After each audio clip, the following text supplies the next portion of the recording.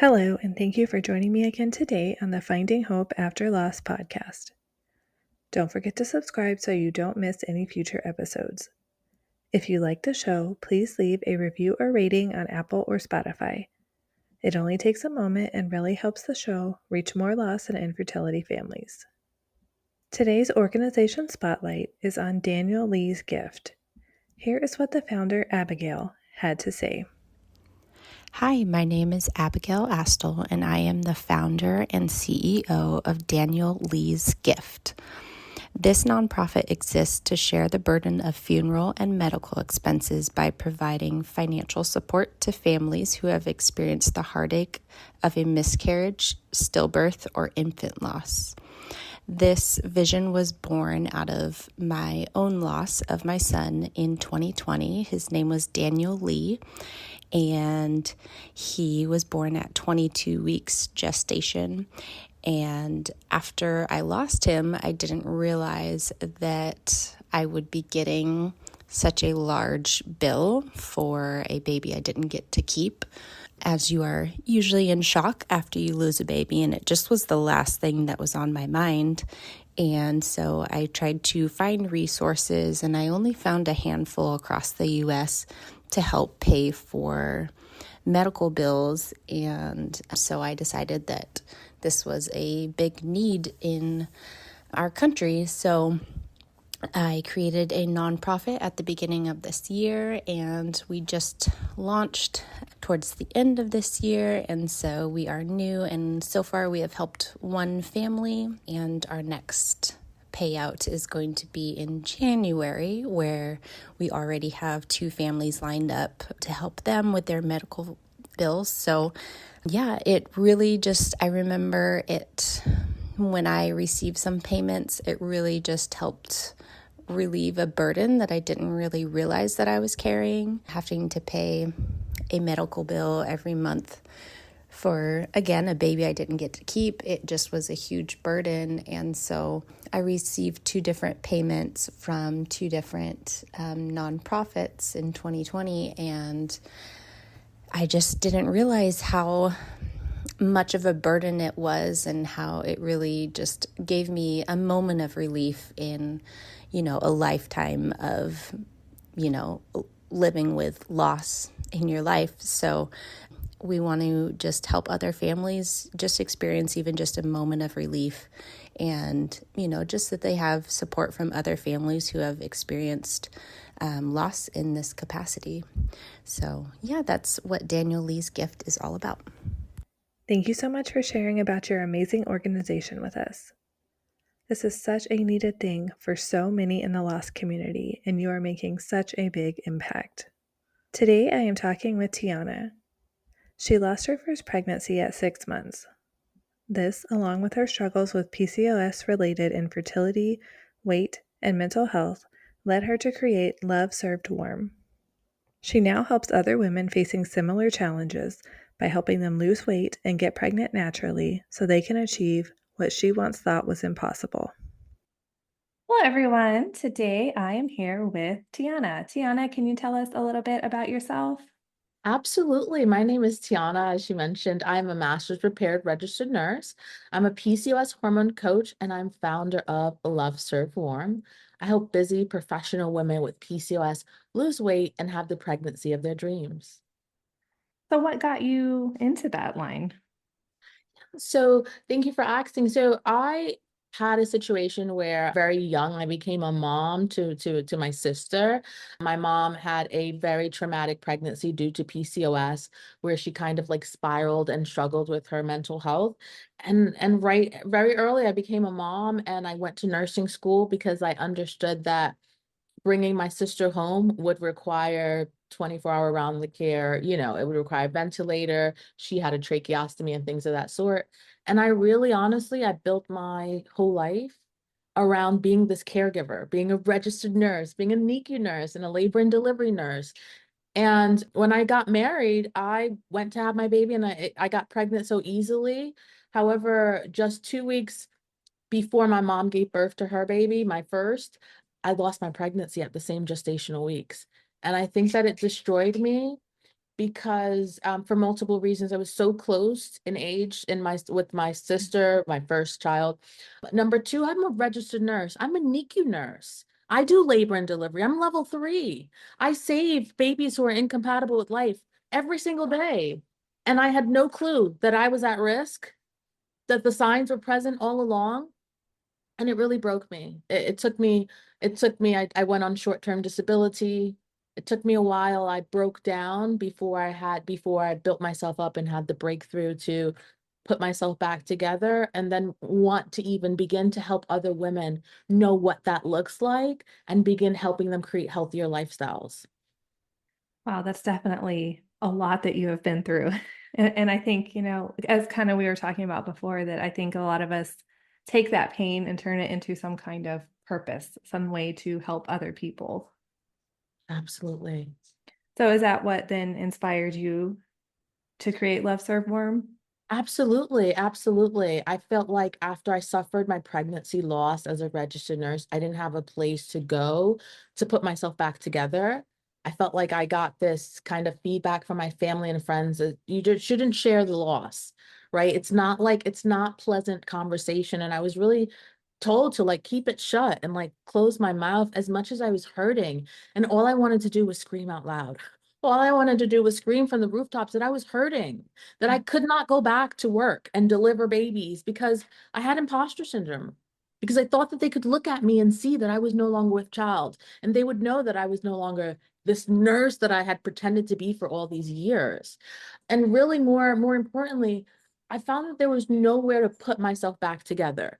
No, no information about PCOS at the time. And I just remember like crying in the middle of the night and like in the pitch black, just begging God, how could you do this to me? Like, how could you leave me like childless? And I remember making him the promise, like, if you would give me a baby, if you let me be that Pinterest mom that I dream about, I would take so many women on this journey with me. I will show them exactly what I did, but you got to fulfill that. You've got to fulfill that for me, because I can't go on in life like this, broken in this way. And I don't even know how, but the pieces just started to come together. It's really interesting how that happens. And I remember having, because we had a loss too, and I remember having, the same thoughts like, God, like, why are you doing this to me? And it makes you question, like, did I deserve this? Am I a bad person? Like, surely I did something to cause this, right? I mean, I think it just brings on all those feelings of guilt. Absolutely, absolutely. And I feel like no one talks about this, about pregnancy loss or infertility. And so a lot of us women just assume that it is something that our bodies will be naturally able to do when the time comes. And even as a NICU nurse, I have met parents who are mortified to know that I even exist. To mortified to know that there is even a department of the hospital that specializes in this, as if there was no sort of education in in their obstetric office. They were not told in the least bit that this is a possibility. So I just feel like we have to have these conversations, not only for the women who have had the experience, but for the women who will come to know the experiences, unfortunately. Yeah, I feel like every time, you go through pregnancy, especially if you've never been through loss or never had a baby in the NICU or anything like that, you just think, okay, I get pregnant, 9 months later, I give birth, and then 2 days later, I go home with my baby. And, like that's just not how it happens for so many people. And I mean, to me, I'm surprised to hear that people didn't even know it existed, like that's crazy to me.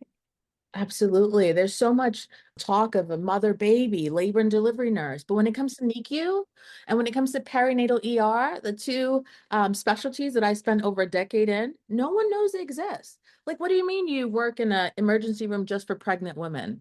Yeah, like that's just Like, what did I you do. think pregnant women don't have emergencies ever? Right? And it's just, over time, it just really became like, is this information like purposely withheld from us? Like, why don't we have the education that we need to even begin to understand what we are at risk for? Right. What are the potential, what we will be facing when we walk into the hospital, right? We should be just as educated on if our birth plan goes right, to if our birth plan doesn't. And I feel like a lot of the times, based on so many things, broken healthcare system, everything else, there's just not the education, and there's just this underlying narrative that we're just supposed to know. But who's supposed to tell us? Yes, I agree. It's just all these things. And, I know that they don't want to like scare people like, oh, you could lose your baby at 40 weeks. You could lose your baby after birth. Like I understand that. But at the same time, then when you're the one it happens to, you're just so unprepared and you're like, I don't know what to do. I don't know what to expect. Like nobody taught you about that. Correct. And I think that even further, no one talks about the guilt and the sheer mental circus you go through when you finally do get pregnant again. And it is like you don't know if you can breathe. You don't know if you can celebrate. You don't know if you can share to your friends, to your family. You don't know if you can you don't know if you can even enjoy the pregnancy because you don't know how long you're going to have it. And I felt like Exactly. everything, my point of view was so negative in that pregnancy. And I felt like I held my breath until I gave birth, until I delivered. And it wasn't until I saw him that I believe that I even acknowledged that it was a possibility that motherhood could happen, because I was so numb to the experience. I didn't want to allow myself to get too overjoyed, no matter how far along it was. Mhm. It's like something that keeps stealing from you. It doesn't go away. It kind of like stays with you and kind of robs some of the happiness from your next pregnancy. It definitely does. I mean, I had the same experience as you. Just every day I was so anxious. Like, you'd see the ultrasound, you'd be like, okay, everything's fine. And then an hour later, I'm like, but what if it's not now? Like she could already be gone and I wouldn't even know. And it's just like that constant fight in your head. And you're right. It just takes away so much of the joy that we could have had. Absolutely. Absolutely. And I remember going back to work and just being like, okay, so where do women go to put themselves together? Like, this is NICU. Women didn't know about this. Surely there's a place for women who have lost babies, and I just don't know. So could someone just point me in that direction, and I'll put myself back together. I'll be back, I promise. And when I was met with, what? There's no place. You go back to work. You Like, you what? I'm like, what? I I'm just like, be normal again? Like, what? right? I just go back to delivering premature infants like nothing. And I remember that was just so incredibly difficult for me. And I was thinking, wow, as a registered nurse, I work in a level 3 NICU with the best doctors. If I can't find the resources, what are other women who have no clue of healthcare? They have no access to, what are they doing? Who are they talking to? Who is giving them love? And that's when I knew. I was like, I wanted to create a space in the internet where I could serve love, where I could bridge that gap in the healthcare system, and I could talk about PCOS, and I could talk about infertility. I could talk about women's health and menstrual, and just all of the things that I felt like we're robbed of knowing in our womanhood. And it's been this mission ever since, right? And it's still an ongoing mission, because yesterday's truth is unfortunately not today's truth, right? And so it's an ongoing lifestyle change, truly. And every day I go like peeling off another layer of this onion, to get back to like the true essence of me, and natural and healthy hormones, and all of that other good stuff. Yeah, I agree definitely. There's just so much lacking in what we know about our own bodies, about people with PCOS. I also have PCOS, so I know all the fun joys of that. And oh my gosh, until I had trouble getting pregnant, I didn't realize, that how to track my cycles, like how to do any of this stuff. You're just taught have sex, you get pregnant, use birth control. Like that's all. And it's not like you don't know that there's only certain days you could get pregnant or how to tell when you're ovulating or how to tell like any of this stuff. Absolutely. And I think that the most vile narrative that we can have in our capitalistic society is that cycle tracking only serves the purpose of fertility. It is like, oh my God, we need to be cycle tracking for so many other things, for our mental health, for osteoporosis, for the health of our bones, right? For so many other things into menopause, right? And so it's just very unfortunate that these things are not taught to us, that birth control is often the burden of the woman, even though Yeah. she can only get pregnant 5 days out the month. It's like Right. It's truly like, it's truly a lack of education, the people will perish. Because it's truly like I read this amazing book, I think I just have it behind me, called Lean In by Sheryl Sandberg. And she talks about like how we have so much war, so much famine, everything else, because women are not at the front. We're not the leaders of our society. We're not running things. And I believe that when women truly become educated, when we have these conversations, when we regain our positions as leaders, that these things will no longer exist, right? These systems in place will no longer exist. Even our whole healthcare system, most of Mhm. it is based off of the research of men, Yeah. right? Of men. And so we're not even taking account, the have 7 to 8 hours of sleep. That was based off of male. That didn't take into account any hormone health or anything else. So I feel like as women come to know, we come to kind of like regain our health, regain control of the conversation, we will slowly begin to create this necessary change. But the first thing is the awareness, having these conversations to even know what needs to be changed amongst and healthcare and for women in general. Yeah, no, I agree with everything you said. I mean, women's healthcare is definitely lacking in a lot of areas. And I think you're right that, we need women who are up there helping make the policy, setting the important things. And we just don't have a lot of that. Absolutely. And I feel like that's not a conversation that's had often enough. I was recently on a podcast episode with a woman from Australia, and her experience was that she found out she had PCOS, and the doctor threatened her with, we've got to have nutritional education, nutritional counseling. If not, you're going to have a stillbirth. We need an early glucose test. And she came into the podcast so annoyed. And I was like so proud of her doctor. Like, if we could have a little bit of that in the US, we Yes. can even let women know having PCOS puts you at this risk for gestational diabetes. We need to do the glucose test early. You are at risk for a stillbirth, right? Even just knowing that information, how that would change someone, the way they go about their pregnancy. And I truly believe that the reason we don't have access to that information is because our healthcare system is reactive instead of being proactive. Yeah. And this is the consequence of having a healthcare system that is for profit, right? It's because, and I say this from point, I went to law school to study medical health law, right? And I thought that I was really going to change the world. I thought I was going to break down the Medicaid system and get my baby girl all the services she needed. And I realized that the tips of the scales, they tip to what's most profitable, not what's most right. Just really sad. And I mean, really sad to learn. I mean, I've spent I have serious debt from that law degree, and I want nothing to do with it. I Yeah. want to work with, I never want to be in a situation where I'm representing someone with more money and we're going against someone who is right in theory, but right. And so when you look at healthcare from that perspective and you realize you need the ICD-10 codes, right? You need to have a diagnosis before you can even get the assessment that you need. It's like we've allowed the United States to become a system where we're being poisoned, and then they create the systems to help get us back to good health, Or they right? decide they don't want to cover it, and then you get nothing after you get that diagnosis.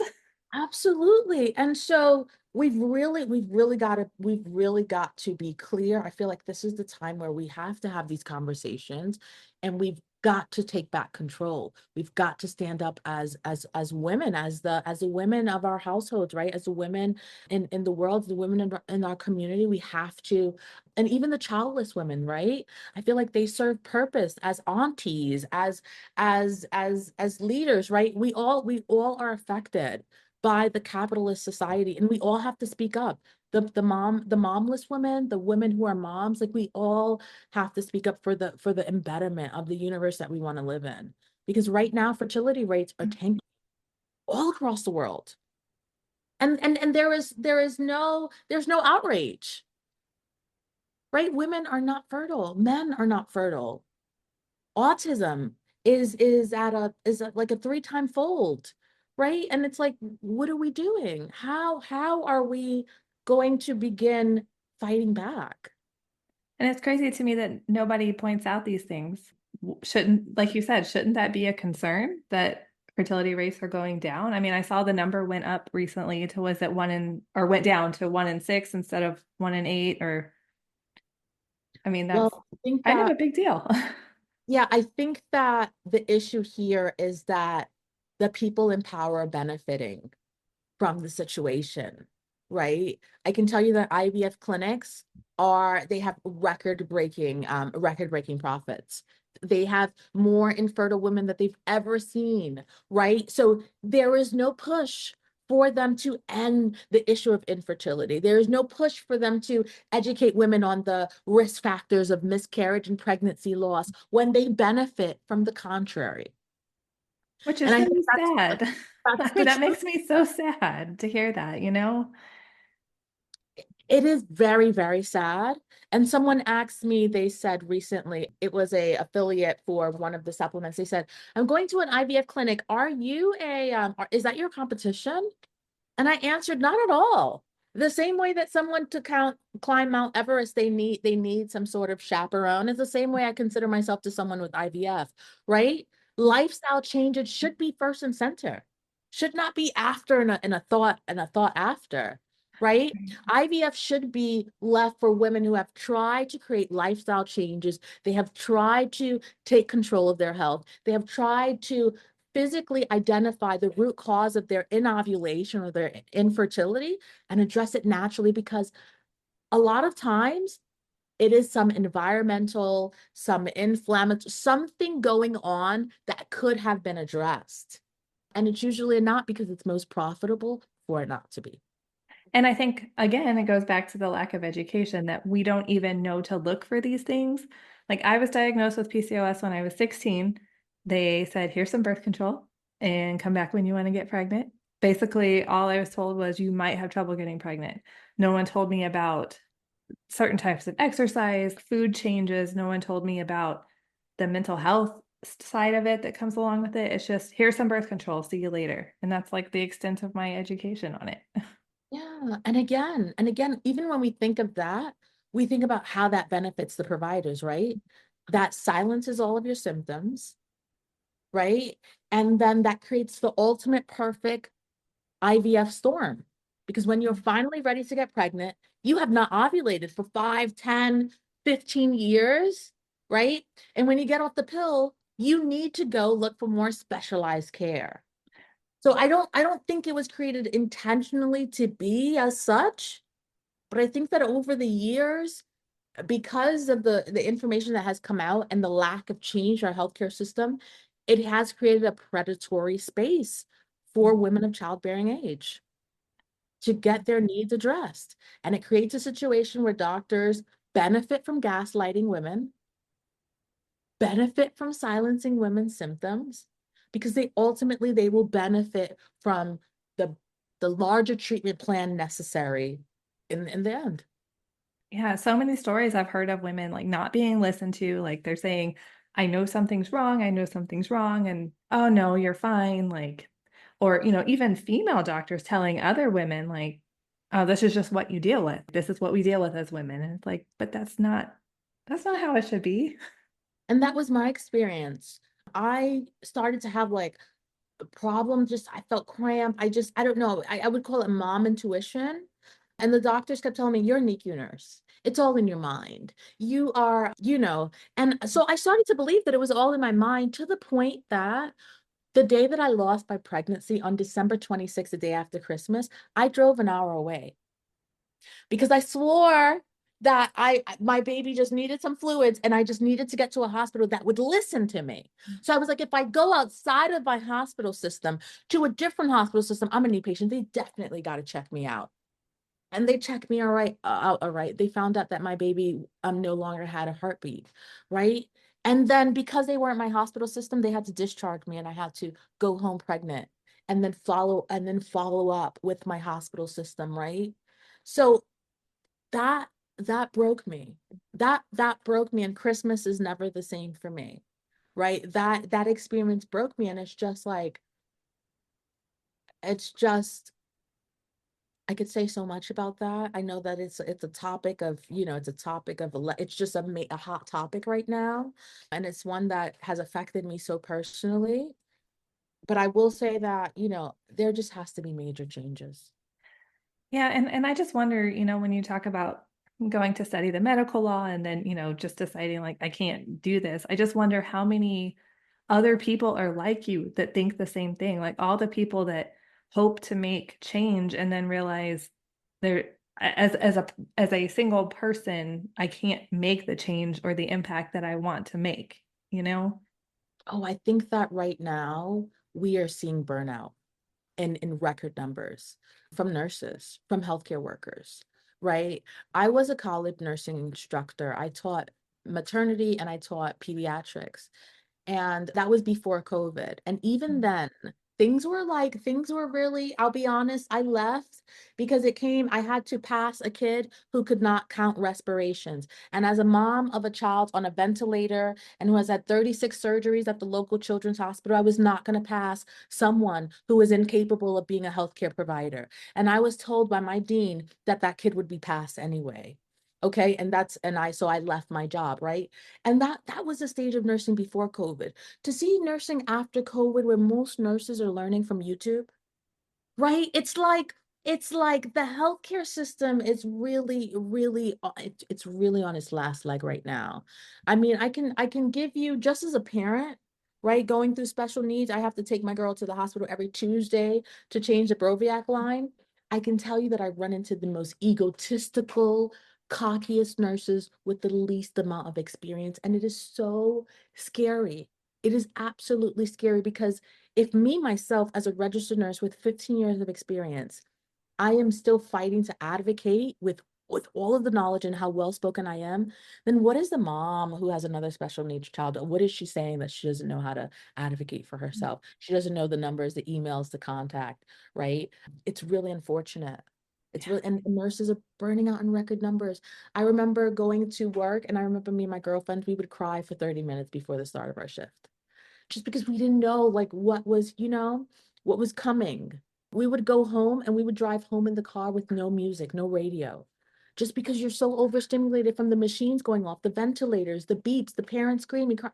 It is, it's difficult. And then to have been in that space where there was love present at one point and now there's no love in healthcare, I think it's difficult for anyone who has the ideology that they're going to go and create massive impact and massive change. I think it's absolutely heartbreaking. And I think that that's why our nurses are not lasting.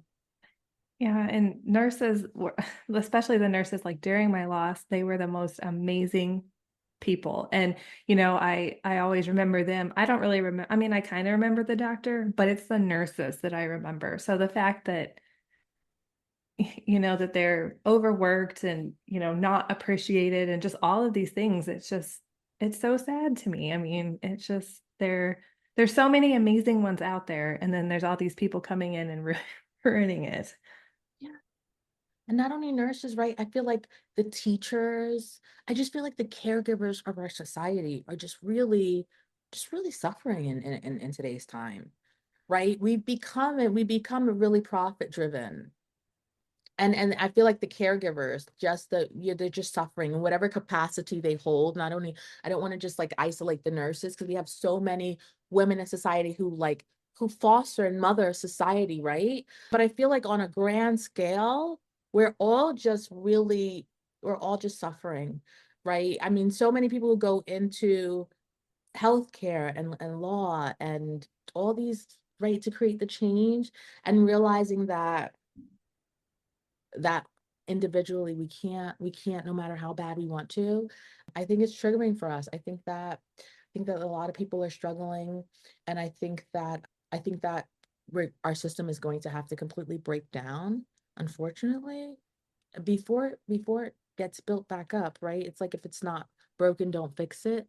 And as long as it continues to produce income for the people at the top, I don't think that it will be changing anytime soon, unfortunately. Yeah, because they don't see it as broken, right? Because for them, it's not. It's working perfectly like they wanted it to. Absolutely. Absolutely, right? IVF doctors are maxed out in their clinics. There are like dialysis kidney centers popping up on all the, right? They are benefiting. They're benefiting. It's so frustrating to me that even in my case that, like I said, I didn't know anything about the diet changes I could make. I didn't know about any of that. We did acupuncture, which was beneficial. But yeah, I didn't do IVF, but we did other fertility treatment. And again, no one ever said like, hey, you could be making these diet changes. You could be doing these things over here. And I wish I had found that out while I was trying to get pregnant instead of later when I was done having kids. Absolutely, absolutely. And that's why I'm so passionate about what I do, right? Going back, I was trying to peek over and find the book. I believe it's called Grain Brain, right? But however, it talks about how when the American Heart Association and the American Diabetes Association created the new food pyramid, diabetes rates tripled in the next 20 years. Could you imagine following the advice of your government and having diabetes rates triple and the government not do anything to offset this kind of it's so sad. And it kind of feels like an attack on the middle and lower class, right? Because it feels like clean beauty products and clean food products are only available to those who have an excess of abundance of money. And everyone else is fought to fight through endocrine disruptors and and products that are clearly not labeled safe for the general population. And it's And things you don't know again because you just trust that what they're putting out is safe, because isn't that what I mean, I know some like beauty products and stuff aren't as regulated, but even like stuff that the FDA approves, it's like, shouldn't they not approve some of the things that they're approving? absolutely. And we know that the FDA has been bought out in the United States. And we know because when we look at what the FDA regulates and what's regulated in other countries, and what's allowed here, it's like, why do we allow our children to have red dye 40? All of these phthalates, right, in the prime drinks, all of these forever chemicals that will not only disrupt our children, but our little boys. And it's like, why are we allowing this? Why don't we have tighter legislation, right, for the food companies, right? I'm just, and if I can get like a little bit nerdy here, and like might be a little bit too nerdy, like just as a NICU nurse, like when you look at the nutritional data for mice, right, and versus babies, and why is this important? Because all of our medications are tested on a good rat population. So we need a good rat population to sustain the human population. And so for that reason, they have a special diet for rats. And do you know that the rats get more nutrients, more vitamins, more supplements than recommended for our newborn babies? Because we need the rat population to be more, we need them. We don't need the babies. And when we look at the two, it's like, how could we justify the formula? The lack of right? How could we just heavy metals in the formulas? How can we justify this? But we have stricter contingencies for the foods that the rats get, the mice Yeah, get. that makes zero sense. So it's like I do believe that the information is out there. I do believe that I don't believe that anything is what we're talking is not taboo. I just believe that it's not in the best interest of profit of those at the top. And therefore, the information will continue to be like a muted whisper Yeah. because it just doesn't serve the common narrative. And if you go online on certain places, like all you'll see is people, it's kind of one-sided, so like taking the red dye, for instance, I see that pop up a lot on people like, hey, we need to avoid this, but then you get all these people like, oh, you're overreacting, you're being crazy, there's no scientific evidence, you get a lot of that putting down the concerns. Yeah. I think that that comes from people who are kind of like, they kind of become numb, right, to the situation. And it's kind of like this overwhelming feeling of if everything in this world is going to cause me unjust, like it's going to make me sick, then I'm just not going to try to find a needle in a haystack. And I really think that's where that kind of attitude comes from, Mm. because it can really feel like in some ways, everything is contributing to cancer or hormonal imbalances, or right? It can feel like everything is problematic. So I can understand and almost empathize with those people in a way that they're like, give me a break. Right. Yeah. I'm gonna go to the supermarket. If you're telling me what's in my supermarket is poisonous, that's all I've got. Right. I've Yeah. got I mean, this. I do understand that. It is overwhelming. Right. So it's very easy to develop that callous mentality when you're at the like when you're at the receiving end that's not like the most beneficial. When that's going to be a reality regardless of it. So you have to create some sort of defense mechanism, because in reality, everyone wants the best. In the reality, who doesn't want to avoid toxic chemicals and things so that they can, right, they can live the longest, they can live the best quality of life. The reality is that that's just not everyone's truth. Right. I know it's more doable for some people than others for various reasons, but I think that there's at least one or two things that all of us could cut out or change, even just starting with one little thing, because it's overwhelming to think I have to cut out everything I use or everything I eat. Absolutely. And in my program, specifically the Healthy PCOS protocol, I do not believe in restrictions. The first thing we do is start to work on your mindset, right? To understand, who do you want to be and who are you now? And we have to reverse engineer the space in between the gap, right? Because a lot of time people want to do things and I'm like, is that realistically sustainable for you? Losing 20 pounds in a week? Like, right? We have to be realistic about the type of lifestyle that we want to create, right? About making changes that are so small, about creating the smallest speed bumps that kind of snowball into a natural consequence of healing. And we have to be very intentional about not creating more than a 1% change, because our subconscious mind will not be able to handle it. It's like the devil that I know is better than the one that I don't, right? Mhm. So we have to keep that in mind whenever we're seeking to create change, that the spirit of procrastination will hit us, right? When we're trying to get out of where we usually are, right? And that's why we have to be committed to creating a lifestyle change, but also doing it so slowly, right? Okay, like I don't know, I'm going to go from soda to diet soda. And that's my thing. And then maybe it'll take me some time to go from diet soda to a flavored seltzer water, right? But those are the small, realistic changes that will last a lifetime. Not waking up one morning and saying, I'm not having any soda, any fruit juices, just green water. And that's not realistic, Yeah. right? So we've got to give ourselves grace. Then we And get mad about it and give up. yeah, it took us decades, right, to get here. Habits that we have instilled over years, some of them generational, right? Generational forms of eating, right? We pass down these cultural norms. It's going to take you a little while to unravel them. And that's why we need support, we need accountability, and we need to give ourselves grace, Mhm. because it's a process. Yeah, it's funny how I mean, not funny, but something that I've dealt with my entire life has been anxiety. And I didn't realize that it is also tied to PCOS because it's one of those things that, again, they don't teach you. And I'm just like, I thought this was how everybody lived, you know? And it's Yeah. not. Yeah, and that's one of my most viral posts. I'm talking like, are you anxious or are you just not ovulating? Right? Because progesterone is like that is a Xanax, right? It's like nature's Xanax. And so often, like I say, like if you don't take what's in the dark and bring it to the light and make it known, it will rule your life and you will call it fate. Yeah. Right? I have clients who are like, I don't talk to my mom, we just don't get along. I'm just too. And after they have balanced their hormones, they're like, she's not so bad. No, she says I'm not so bitchy, you know? And it's like, right, we have to bring what's in the dark to light. Otherwise, we will unconsciously allow it to rule our life and we will call it fate, right? So many of my personality traits no longer exist. I was not me when I was hungry. I needed to grab a Snicker.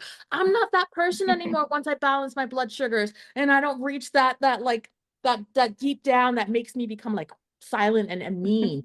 Like I'm not a lot of the personality traits that I thought was me, they were my hormones imbalanced. They weren't even me. I'm so different now. Right? So again, the awareness has to come, before the improvement could come, right? And so often the guilt comes up, the shame comes up, right? Because we feel like, oh my God, I should have known this, right? But it's so important to give yourself grace, right? To give yourself so much grace on this journey because it's so incredibly difficult, but it's some that all of us is going to take at one point or another. I'm curious because, one thing with PCOS is that there tend to be weight gain or like trouble losing weight or things like that. And one thing that has really frustrated me from a lot of people is that doctors always blame weight first. Well, if you would just lose weight, this would happen. Or have you dealt with a lot of either with yourself or with people you work with who have faced that obstacle? Yeah, so with myself, I was at one point almost 50 pounds overweight, right? But I had lived my life this way. And that's why I say that a lot of the issues that women have, they are generational issues. They are cultural norms that they're carrying with them, right? So I was eating, I was just always overweight, but it really hit me during puberty. My stomach started to protrude. My stomach became increasingly big to which I almost looked pregnant. Now, I did lose the weight, but what I want to say about the weight loss in women is that weight gain is a natural consequence. It is not the reason why you have PCOS. The weight gain is a consequence of PCOS, right? I like to describe weight gain with PCOS, and I live in Florida, so it just makes the most sense. It's like an AC thermostat, right? Your body is supposed to be keeping, I don't know how you like it, but I like my house like an ice box. So I keep my house at a nice solid 72. Okay. If I was to come into my home and my house, my thermostat is 78 degrees and it was hot and muggy in here, I would not throw out the house. Okay. I would run to the AC thermostat and say, oh my God, this thing is broken. I need to fix this because it's not regulating the internal thermostat that I have set for my house. Okay. When women are struggling with weight gain and PCOS, it means that your internal thermostat, AKA your hormones, they are not working properly to regulate your body weight at a certain weight, right? I feel my best at a nice 135, 140. If I feel that I'm creeping up to 150, 160, and my eating habits haven't changed, it's nothing wrong with me. I'm not going to let a doctor gaslight me into believing that I might be sneaking snacks in somewhere else. I'm going to start to question, hey, that internal thermostat is not keeping that temperature set in the way that I like. It's you get what I'm saying? So I think that a lot of times our healthcare system is so broken and that there's no time in that 15 minutes to even give you these analogies, to explain it to you. So it's much easier to push it to, I apologize. Just most times it's much easier to push it to something else, right? To push the it's much easier to put the blame on something else, right? And when healthcare providers put the blame of weight gain onto other things, it opens up this opportunity for healthcare providers to give you a bag of prescription medications that you will likely never be able to detox from, right? The biggest problem that I find with women with PCOS is that they complain of thyroid issues. And I ask them, was it the thyroid that caused the PCOS or the PCOS that caused the thyroid? Because once you become on thyroid medications, you're on thyroid medications for life, right? And we understand that PCOS has the ability to affect your thyroid hormones. So I always tell women before you set yourself to a lifetime of thyroid hormones, a lifetime of metformin, before you sign up for Jenny Craig, Weight Watchers, all of these other things that will they will break you, right? I have clients who have their 16-year-old daughters come to calls with me and they're like, please, my daughter can't stop gaining weight. And I'm like, first things first is cut out the diet, cut out the negative self-talk, right? Let's be honest, we're not fighting ourselves, we're fighting something else. So I think that that's the first step. I think that they benefit from that. Putting you on metformin, letrozole, Clomid, now Ozempic, right? Ozempic is like #1 treatment for PCOS. So the healthcare providers are benefiting because before it was metformin, now it's Ozempic. They will always be a Band-Aid for your issue, right? So women really have to make the decision for themselves. And I'm all about women empowerment and body literacy. So I'm very honest. You have to be honest with yourself. Are you in the space where you can do this naturally? Because if you're not, do me a favor and take the crutch. Take the crutch, until you are able, until you get to the space where you can do what you can. You do what you have to do until you can do what you want to do, right? And I just want to say that because so often women get slack. I'm taking the birth control. I was bleeding. I didn't know what else to do. You do the best that you can do, right? But I feel like definitely our doctors are benefiting from that. I feel like capitalism in itself benefits from telling women that they're not enough. Oh. If you have straight hair, you need it curly. If you have small breasts, you need them big. If you have a little butt, you need it big. If it's big, you need it small, right? Because what would happen if we all woke up one day and decided that we were enough?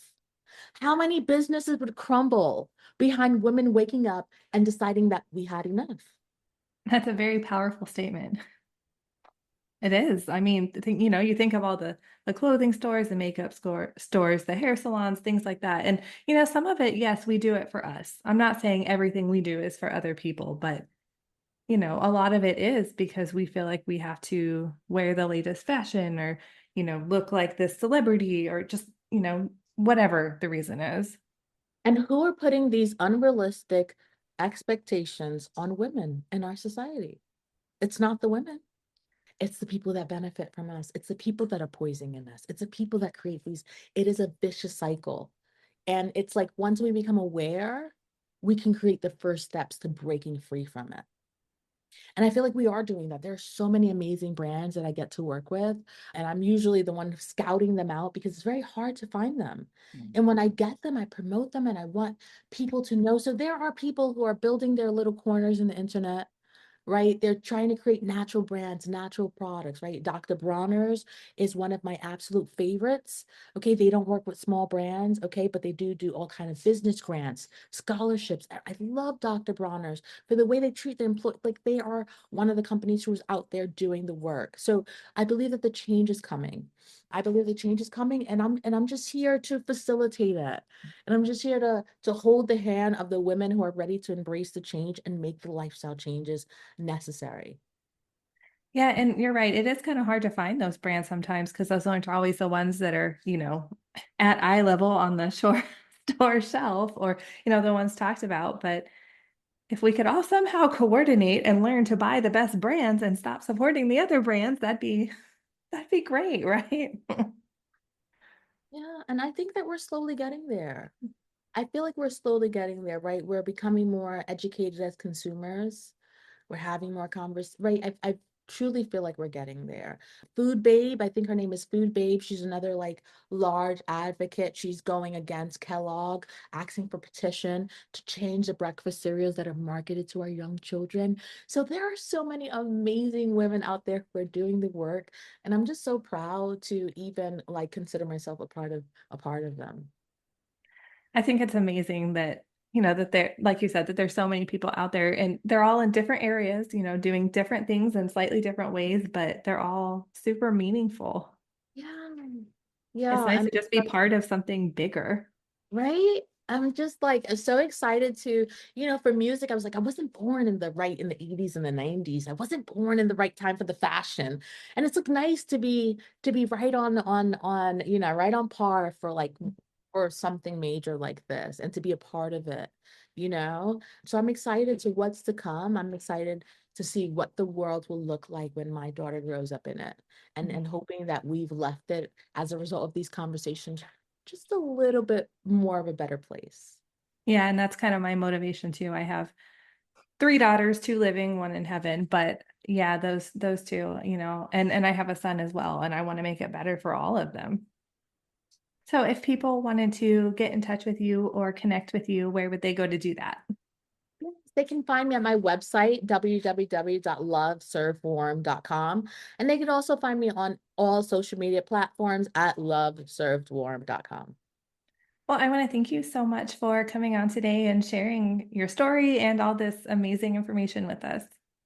Thank you so much for having me. It's been a pleasure. Thank you so much, Tianna, for sharing your story with us. I know it can seem overwhelming when you think about all the changes that you feel might need to happen in your life. As Tianna said, we don't have to change everything overnight. I was actually really inspired by this entire conversation and started making some small changes in my own life that are hopefully leading to healthier habits. These are simple things like making sure I get at least 7,000 steps a day, or that I make sure I drink all my water. It makes me feel like I'm taking steps to be healthier, but in a manageable way that doesn't overwhelm me. In the past, I tried to change too much at once. This just led to me feeling overwhelmed and then giving up. So if you're wanting to make changes, just do it slowly, one thing at a time. Whether it's for your mental health or physical health, there is always something small that you can start with. And I always find it motivating, and then I want to keep adding on more and more habits. I hope this concept helps you as well. Don't forget to subscribe so you don't miss any future episodes. If you like the show, please leave a review or rating on Apple or Spotify. It only takes a moment and really helps the show reach more lost and infertility families. Thank you so much for tuning in, and remember, we are all in this together.